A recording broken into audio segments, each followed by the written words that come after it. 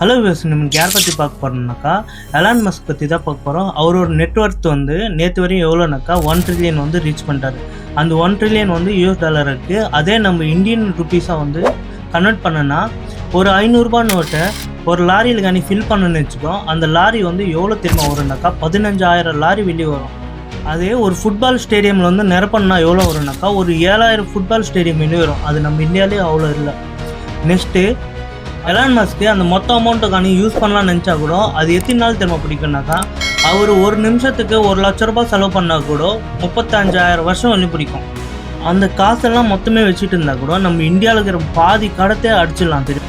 அதே நம்ம இந்தியாவில் இருக்கிற மொத்த ஜனத்தொகைக்கும் ஒவ்வொரு ஆளுக்கும் அந்த அமௌண்ட்டுக்கான பிரித்து கொடுத்தா எவ்வளோ திரும்ப பிரித்து கொடுக்கலாம்னாக்கா ஒவ்வொரு ஆளுக்கும் வந்து 10,000 12,000 வரையும் பிரித்து கொடுக்கலாம்.